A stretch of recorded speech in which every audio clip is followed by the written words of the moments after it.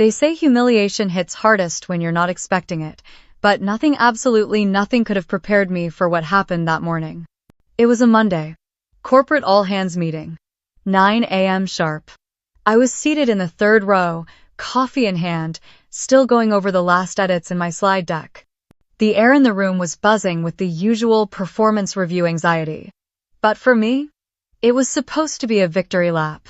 18 months of work client insight tracking, engagement architecture, retention frameworks all built from scratch. All mine. I was proud. Nervous, but proud. Then she walked in. Kendra Mallory, Chief Operating Officer, heels clicking like a countdown clock, took the mic with that signature half-smile she wears when something cruel is about to happen. She clicked the remote. My name appeared on the screen behind her. "Let's talk about what not to do," she said. I froze. My pulse spiked. The room shifted. She pulled up my project files, me private ecosystem of client loyalty strategies, and started dissecting them like they were a virus. "This," she said, pointing to a slide labeled Human Touchpoints, "is exactly the kind of inefficient sentimentality that drags this company down." People were shifting in their seats. No one looked at me. I wanted to speak up.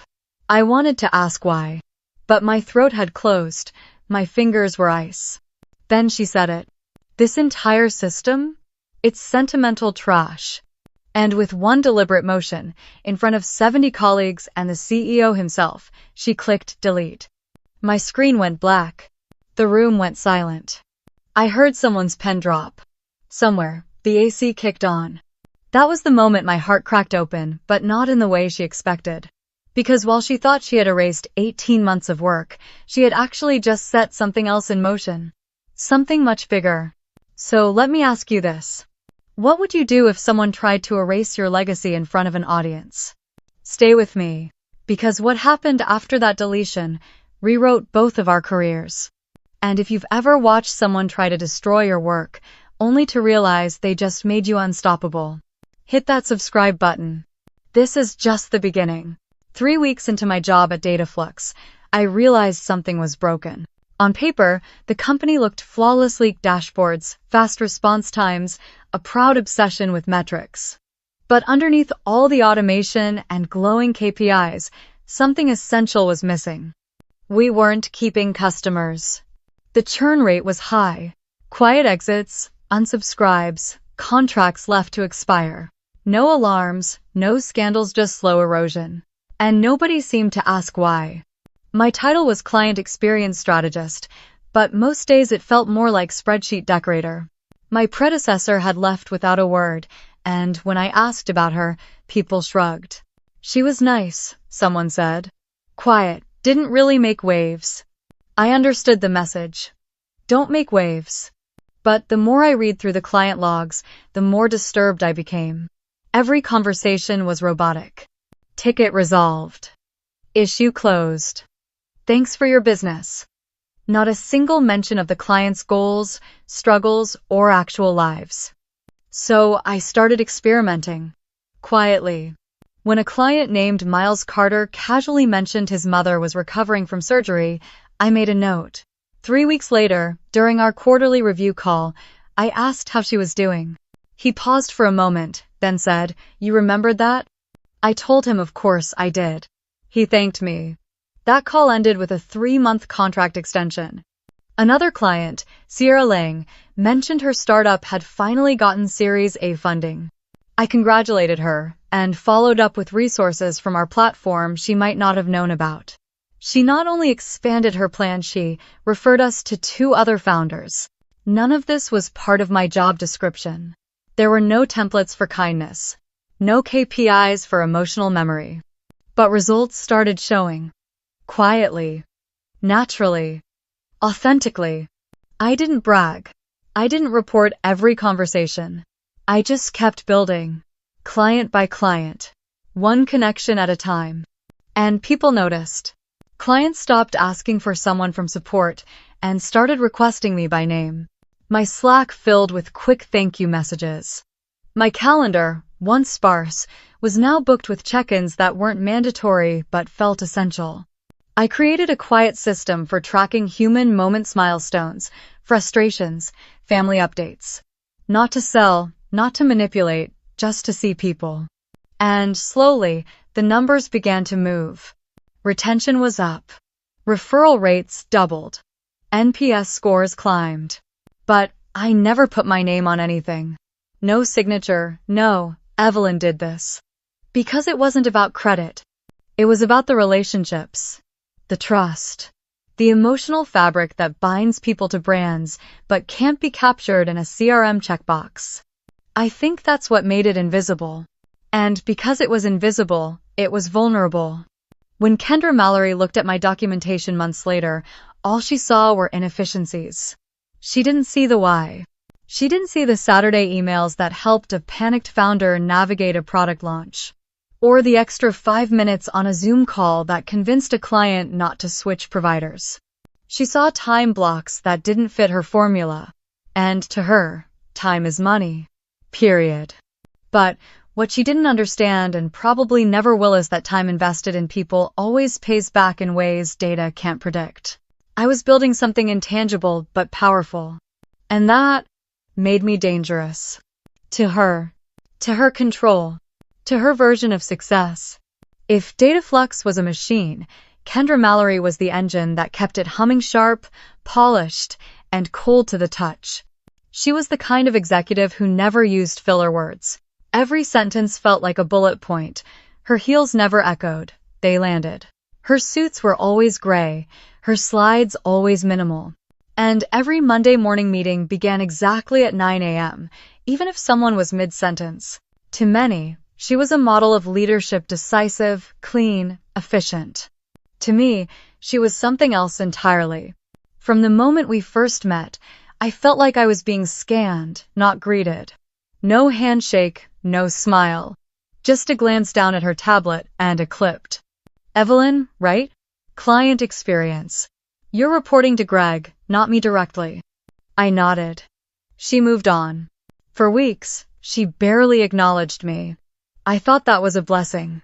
Less attention meant more freedom. And at first, that worked in my favor. I flew under the radar while quietly building the client connection ecosystem I believed in. But then, the metrics changed. Retention started rising. Clients weren't just staying, they were engaging, expanding, referring. And Kendra noticed. Not in the good job kind of way, in the why, is this happening outside my control kind of way. She began showing up in team stand-ups. Not to participate, just to observe. Clipboard in hand, eyes like scanners. One day, she called me into a meeting unannounced. Just the two of us.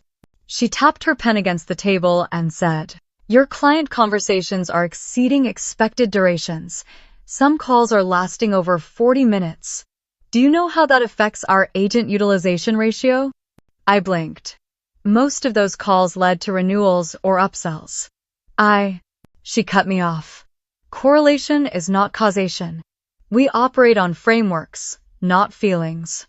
That sentence hit me harder than I expected. We operate on frameworks, not feelings.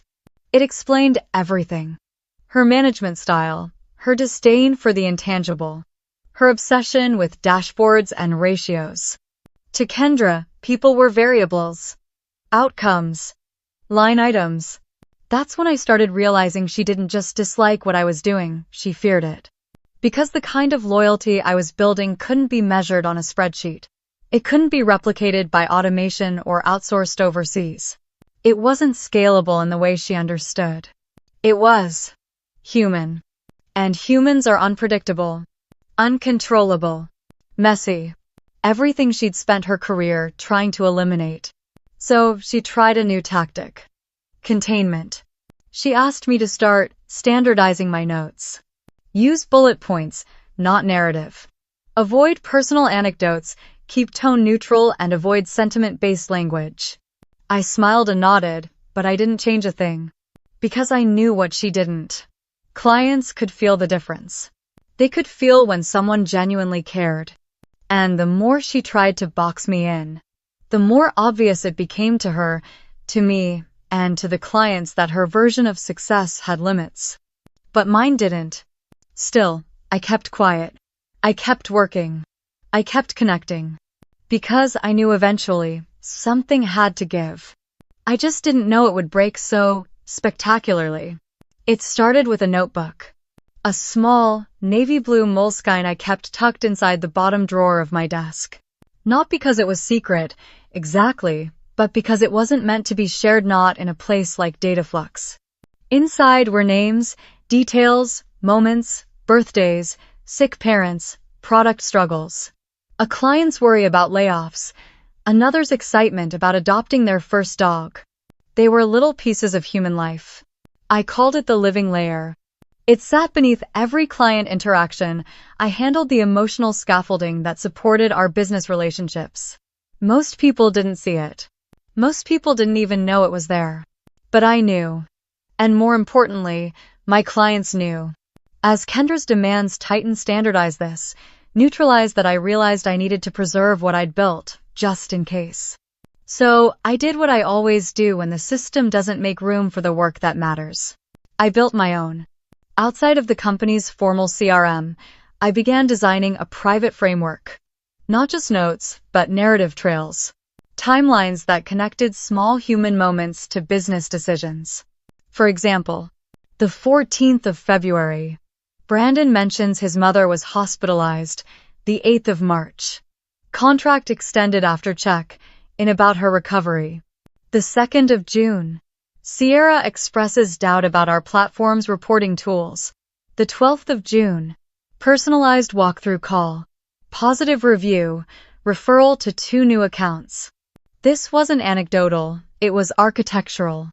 I was documenting how emotion, when acknowledged and respected, moved business. And the numbers backed it up. One by one, I began building a private master file. Client, retention, case studies, referral trees, sentiment maps, behavioral shift logs tied to outreach tone. It sounds clinical now, but at the time, it felt like keeping a promise. Because I told these people they mattered. That someone on the other end of the screen was listening. I wasn't about to let an executive with a clipboard erase all of that. The file grew to 60 pages. Then 72. By the time it reached 90, I realized I had something bigger than just a personal archive. I had proof. Hard proof that connection wasn't fluff. That what I was doing wasn't inefficient. It was a competitive advantage and a scalable one, if anyone had the vision to see it. Still, I kept it quiet. Because, even with all the evidence, I knew what would happen if Kendra saw it. She wouldn't read it. She wouldn't analyze it. She'd destroy it. Not because it was wrong, but because it didn't fit into the grid lines of her worldview. And because, if it were true, if I were right, then her entire model of leadership would start to crack. So, I waited. I refined it. I made it beautiful. Not flashy, just solid, clean, clear. Something even the coldest eyes would have trouble denying. And part of me, quietly, hoped that one day I'd get the chance to show it. Maybe in a leadership meeting. Maybe in a strategy pitch. Maybe I could finally say, this is how we save the clients who are slipping through your fingers. But I never got that chance. Not like I imagined. Because when that file finally saw the light of day, it wasn't on my terms. It was hers. And she didn't open it to understand. She opened it to destroy. The invite looked innocent enough. Subject: Strategic Insight Showcase, internal only. Location: Main Auditorium, Thursday 10 a.m. Presenter: Evelyn Hart. I stared at the email for a full minute, rereading my name. There was no warning, no briefing, no prep call. Just a spotlight. At first, I felt flattered. Maybe someone had noticed. Maybe the data I'd quietly been compiling had made its way up the chain. Maybe, just maybe, this was the moment it would finally be taken seriously. I spent 2 days preparing. I didn't polish or exaggerate. I didn't make it flashy. I organized the facts, the outcomes, the client responses. I built a clean, minimal deck because I knew if the content was too emotional, it would be dismissed. So I let the numbers speak, then let the names behind them remind everyone those numbers were people. I rehearsed my opening line until it felt like breathing. I believed I was walking into a real conversation. A moment of validation. A chance to prove that connection wasn't soft, it was smart. But I walked into something else entirely. The room was more packed than usual. Not just managers and team leads, but the entire client operations staff. And at the front, standing beneath the massive screen, was Kendra. She wasn't smiling. I found a seat in the second row, clutching my USB like it was armor. "Morning, everyone," Kendra said. Her voice was steady. Calm. Too calm. "Today's session is about standards, what elevates performance, and what quietly undermines it." End of 2. My stomach turned. Something was wrong. She clicked the remote. My name filled the screen. "Evelyn Hart has prepared a full audit of her client engagement strategy," she said. "We'll be using it as a live case study." Whispers rippled through the room. I looked around. People glanced at me, then quickly looked away. Kendra gestured toward the podium. "Evelyn, would you please join me?" I stood up slowly, my breath caught somewhere in my throat. The walk to the front felt longer than it should have. She handed me the remote. But before I could say a word, she turned to the audience. "I want you all to pay attention not to the results, but to the methods." She took back the clicker. And then, slide by slide, she began unraveling my work. "This, for example," she said, pointing to a note about a client's son graduating from high school, "is a perfect example of emotional entanglement. It muddies professional boundaries." She didn't let me explain. She didn't ask questions. She just kept clicking. Every connection I'd built, every intentional gesture, every client-centered moment was repackaged as inefficiency, personal bias, loss of objectivity. I stood beside her, frozen, as she turned my proudest work into a cautionary tale. People in the room looked uncomfortable. A few looked away. No one said anything. And then came the final slide. My master file. The entire structure I'd built. Client by client. Line by line. 18 months of relationship strategy, mapped out and time-stamped. She paused. "This," she said, "is the exact kind of emotional excess that compromises consistency." Her finger hovered over the delete icon on the company system. And with zero hesitation, she clicked. The screen went blank. And for a moment, so did I. Not because I couldn't believe she did it, but because somewhere deep inside me, I had already known she would. What she didn't know is that she had just triggered something far bigger than a deleted file. Something she couldn't predict. And definitely couldn't control. My legs carried me out of the auditorium, but my mind didn't come with me. I couldn't hear the chatter behind me. I couldn't feel my phone vibrating in my pocket. I walked down the hallway like a ghost. I had just watched a year and a half of work vanish in front of everyone, erased, not because it was wrong, but because it threatened someone else's definition of right. My hands were shaking. I reached the break room, locked the door, and sat in the corner next to the vending machine. That's when I realized the buzzing hadn't stopped. My phone screen lit up again. Same name, same number. Trent Harper. I stared at it. Trent had been the former chief technology officer at Salesforce. He left a year ago with 2 co-founders to build a boutique consultancy called Novospheria Rising Firm with big vision, deep pockets, and a reputation for hiring disruptors. We had spoken once, months ago, at an industry roundtable. I didn't even know he remembered my name. I hesitated for a second, then picked up. "Evelyn," he said. "Are you all right?" I blinked. "What?" "I heard what just happened," he continued, voice steady, calm. "You don't need to explain. Just tell me, do you want out?" I looked around the break room. The hum of the refrigerator.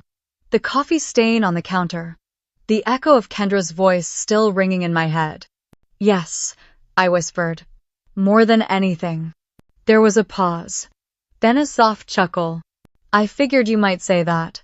What followed was not a pitch. It was a lifeline.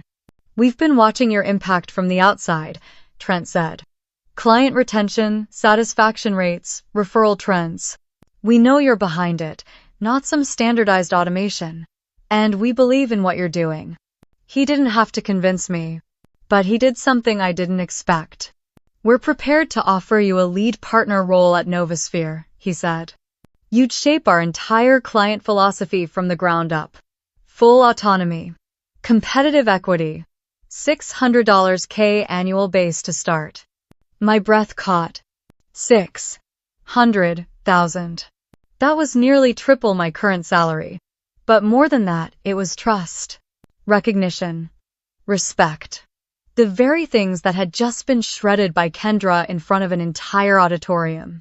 I leaned my head against the wall. Why now? I asked. Because the moment she deleted your work, he said, was the moment we knew you were exactly the person we needed. Not because I'd fight dirty, but because I didn't need to, because I built relationships with care. And when those relationships were disrespected, people noticed. Evelyn, he said finally, this is your chance to build something that won't get deleted. Ever. I nodded slowly, even though he couldn't see me. I'm in. By the time I walked back into the office, I wasn't the same person who'd left that auditorium 30 minutes earlier. My hands had stopped shaking. My thoughts were no longer scattered. What I felt now was something clean, cold, certain. Clarity. I wasn't coming back to explain. I wasn't coming back to fight. I was coming back to end something with the same precision Kendra had used to erase me. When I stepped into the main conference room, the team was still seated. Kendra stood at the front, whiteboard marker in hand, mid-lecture about communication protocols. Everyone was quiet. No one dared interrupt her rhythm. Until I did. I walked straight to the front of the room, past the rows of startled faces, and stood beside her. She paused, confused but still in control. Yes, Evelyn? I looked at her. Really looked. And then I said, clearly and calmly, I have an announcement. You could hear the air shift. I'm resigning from Dataflux effective immediately. Silence. Then a few gasps. One person actually dropped their pen. Kendra blinked. Once. Twice. Excuse me? You can't just. I raised my hand, interrupting her for the first and last time. You deleted 18 months of work in front of 70 people. You called my methods sentimental garbage. You erased not just a file, but the trust I built with every single client who ever mattered to this company. I pulled out my phone and tapped the screen. The Novasphere offer gleamed in bold. Signed, confirmed. For legal purposes, I added, my contract permits immediate resignation in cases of hostile work environments or public misconduct, which, as of this morning, you've provided in abundance. I didn't need to yell. I didn't need to cry. I just let the truth speak for itself. Kendra looked like the floor had shifted beneath her. You're making a huge mistake, she said, trying to maintain composure. Novasphere is a startup, no structure, no long-term guarantees. I smiled. They offered me something you never could, I said. Respect, and the freedom to build something that matters. Behind me, someone clapped. Softly at first, then another, and then silence again, because no one wanted to risk Kendra's wrath. But I didn't need their applause. I wasn't there for them. I was there for me. I gathered my notebook, my coffee mug, and the plant I'd kept on my desk since day one. Then I turned to the team. To those of you who ever believed in what I was doing, thank you.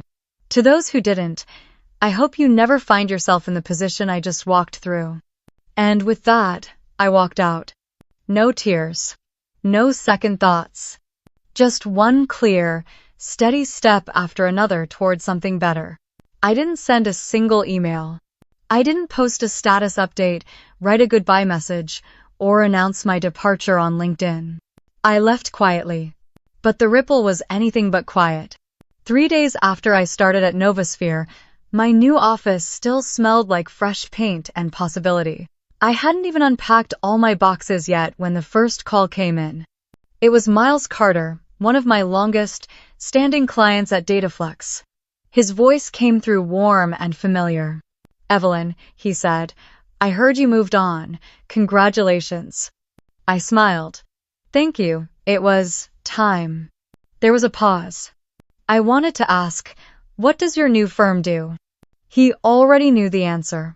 But what he really wanted to know was whether the kind of attention, care, and trust we had built together could follow him somewhere else. We talked for 45 minutes about his current goals, frustrations, expansion plans. At the end, he said, "Send me the paperwork. I'd rather work with someone who remembers my daughter's name than someone who sends me quarterly templates." And just like that, he was gone from Dataflux. 2 days later, Sarah Lang called. "Are you happy?" she asked. "Yes," I said without hesitation. She sighed. "Then I want in." No pitch. No price comparison. Just trust. One by one, the calls came. Not because I chased them, but because people recognize when they've been treated like more than a revenue source. And they can feel the difference the second that treatment stops. In my first 2 weeks at Novasphere, 7 clients from Dataflux reached out. Some wanted to transition immediately. Others just wanted to talk. To ask where I was.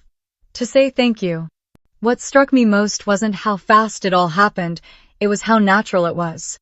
Because loyalty isn't a lock-in. It's a relationship. And once you break that relationship, people don't wait around. They leave, quietly, just like I did. Meanwhile, back at Dataflux, things were starting to shift. Kendra had assigned junior staff to pick up the accounts I left behind. They followed the protocols. Hit the metrics.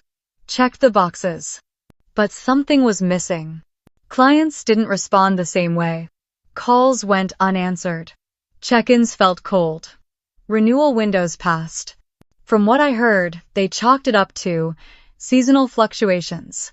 But I knew better. Because connection isn't seasonal. It's foundational. You don't notice it when it's there. But the moment it's gone, you feel the emptiness it leaves behind. 1 week after I left, a friend still working at Dataflux messaged me quietly. "Kendra's freaking out. She didn't expect anyone to actually follow you." I didn't reply. Not because I was smug or bitter, but because I didn't need to. The point wasn't to take anything from them. It was to build something real. Somewhere new. And the truth is, when you focus on relationships, you don't have to chase loyalty. It follows you. At first, the cracks were quiet. A missed follow-up here. A client who didn't return a call. A renewal that stayed pending longer than it should have. Inside Dataflux, it looked like noise easily explained by the market, by holidays, by anything except what it actually was. But from the outside, I saw the patterns immediately. I wasn't trying to monitor them. Honestly, I was too busy helping Novasphere onboard our newest clients who came ready, willing, and already loyal. Still, I heard things. Little things. Like how Kendra tried calling Miles Carter herself. She'd never spoken to him before, never once sat in on a meeting, never remembered his daughter's name, or asked about his warehouse rebuild after the storm. But now, she was calling directly, trying to rekindle something she had never helped build. Miles was polite. He always is. But he declined to renew his annual agreement. No drama. Just a soft, quiet exit. Then it happened again. Sierra Lang didn't respond to the quarterly review invite. She didn't answer the reminder. When Kendra finally got her on the phone, Sierra said, "I've found someone who understands my company's values better." That was her way of saying, "Evelyn's gone. So am I." By the 3rd week, Kendra's panic wasn't subtle anymore. She called emergency meetings with the client ops team, instituted new scripts, tried to enforce what she called personalized protocol language, pre-approved phrases meant to simulate relationship building without requiring, well, actual relationships. But you can't fake care. Not with people who've already experienced the real thing. And the fallout wasn't just emotional. It was financial. In the span of a month, Dataflux lost 5 major accounts, all legacy clients, all tied directly to the systems I'd helped build. Clients that, in their reports, cited loss of continuity and poor communication fit as reasons for departure. But the truth was simpler. They left because trust had left first. Internally, Kendra blamed the team. She blamed onboarding gaps, external market conditions, even the unfortunate distraction of my resignation. What she didn't realize, what she still couldn't admit, was that she had deleted the one thing holding those relationships together. Not the notes, not the files, but the intent behind them. And once that was gone, all her dashboards and scripts couldn't keep the roof from caving in. Meanwhile, over at Novasphere, the growth was almost uncomfortable. My calendar filled up fast. Clients came not just with business, but with belief. They wanted to be part of something that didn't treat them like a formula. They wanted to be remembered, not managed. The contrast was painful, because I never wanted to bring Dataflux down. I just wanted to build something better. But when you remove the foundation and expect the walls to hold well, they don't. They fall. And in this case, they fell hard. It was a Wednesday afternoon when I got the message. A calendar invite, no context, just a subject line that read, "Catch up, Gideon Ashworth?" I stared at it for a long moment. Gideon, the CEO of Dataflux. The man who sat silently in the back of the room while Kendra deleted my work in front of the entire team. The man who didn't say a word as I resigned. We had never spoken directly. Not once. I accepted the invite. Out of curiosity, not obligation. The Zoom call started exactly on time. Gideon appeared on screen, still in his usual navy blazer, hair combed just a little too perfectly, eyes tired in a way that wasn't there the last time I saw him. "Evelyn," he said. "Thank you for taking this." I nodded. "Of course." There was a pause. "I wanted to speak with you personally," he said, "because we're at a bit of a crossroads." I didn't respond. I just waited. He sighed, then continued. "We're down over 60% in client revenue compared to last quarter. 14 accounts have terminated contracts. Internal morale is fractured. And it's become clear we underestimated the scope of your contribution." Underestimated. That word landed with more weight than he probably intended. Still, I said nothing. He leaned forward. "We're restructuring. Kendra's no longer with the company." That part I already knew. The industry had been buzzing for a week. Her LinkedIn quietly went dark. Recruiters started probing for background. No official announcement, just silence. "We want to bring you back," Gideon said. "Not as a strategist. As director of client experience." He paused, letting it hang. "You'd have full control. Hiring authority. Budget. Total autonomy over methodology. We'd offer substantial equity, competitive comp, whatever it takes to make this right." I took a slow breath. It wasn't a bad offer. In fact, on paper, it was more than fair. But something inside me had already answered. "Gideon," I said, "I appreciate the offer. I really do, but I'm not coming back." He blinked. "Can I ask why?" I nodded. "Because I've already built what you're offering somewhere else. At a place that believed in my methods before it cost them millions to realize they work." There was a beat of silence. Then he said quietly, "That's fair." It wasn't bitter. It wasn't dramatic. Just honest.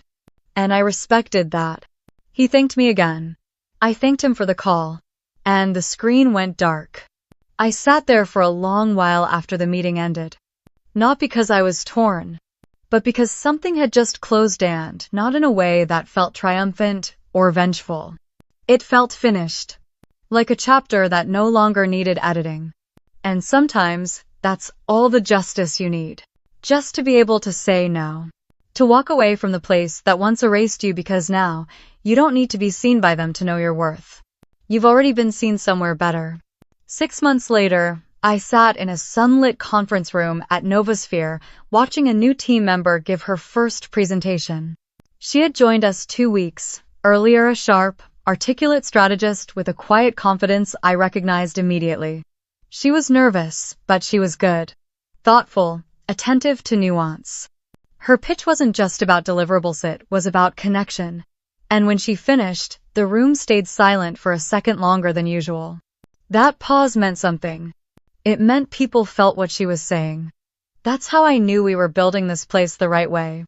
After the meeting, she walked over to me with that half-smile people wear when they're unsure if they're allowed to be proud of themselves. "Did that sound all right?" she asked. I nodded.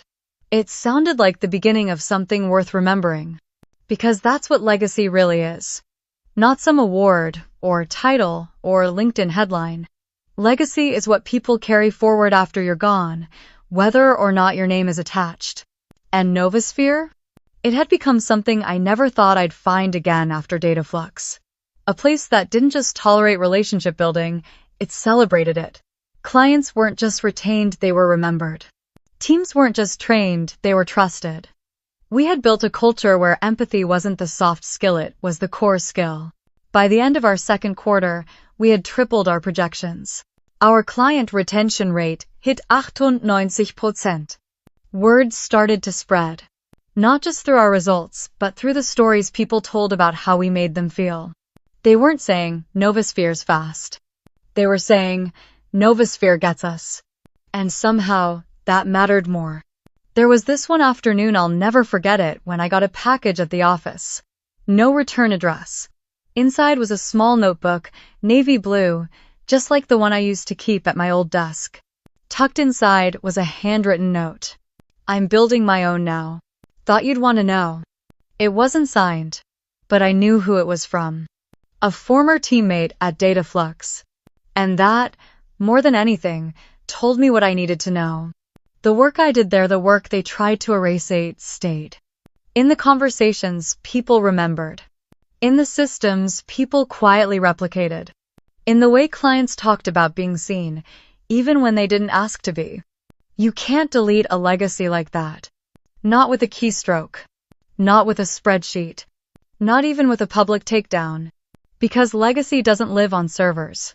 It lives in people. In how they treat each other when no one's measuring. In what they teach without a script. And in what they protect, even when no one gives them permission. That's what Kendra never understood. She thought she was managing a business. But I was building a memory. And memories don't vanish just because someone decides they should. They grow. They echo.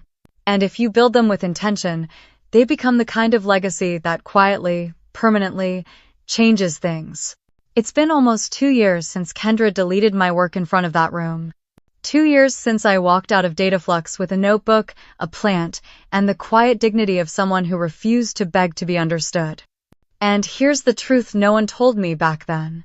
Sometimes, the most powerful revenge isn't loud. It isn't dramatic. It doesn't arrive with fireworks or headlines. Sometimes, the most powerful revenge is peace. Not the kind that comes after a fight, but the kind you choose when you realize the fight was never worth your time in the first place. Because the work I loved, the work that got me called inefficient, too emotional, unprofessional, it didn't just survive. It spread. It became the blueprint for an entire client philosophy at Novosphere. It became a hiring standard, a training module, a culture code. It became something people pointed to when asked what actually works. And not on said, I need to raise my voice to prove it. So what's the lesson in all of this? It's simple. Never underestimate the power of what feels small. Remembering someone's name. Following up after a difficult week. Sending a message that says, I heard what you said, and I still remember. These things don't show up on dashboards. They don't win quarterly awards. But they build empires of trust. And when you do that work, when you lead with intention and integrity, even the people who once tried to bury it end up living in its shadow. Because facts fade. But how you made someone feel, that lingers. That lasts. If you're someone who's ever been told you care too much, that your kindness is inefficient, that your empathy is a weakness, don't listen. Or rather, listen carefully, and let that fuel your next move. Because the world is slowly waking up to what we already knew. That connection is currency. That loyalty doesn't come from clever branding, but from earned belief. And that soft skills? They're only soft to people who don't know how to use them. My story isn't unique. That's why I'm telling it. Because there are Evelyns everywhere. People whose work doesn't fit neatly into bullet points. People who remember birthdays, hold space, and make systems feel human. People who quietly hold entire organizations together until someone decides they're replaceable. But the beautiful part? We're not waiting anymore. We're building better things. In better places. With better people. And to anyone still fighting to prove your value in a room that refuses to see it, you don't have to stay there. There's another room waiting. One where they don't ask you to shrink in order to fit. One where they already know that empathy is strategy. So if this story resonated with you, if you've ever watched someone try to erase your work and thought, one day, you'll see. I hope today is your day. The day they finally see. And if not, build anyway. If this story meant something to you, if it reminded you of your worth, your voice, or your power, please consider subscribing. There are more stories like this to tell. And I'd love to tell them with you.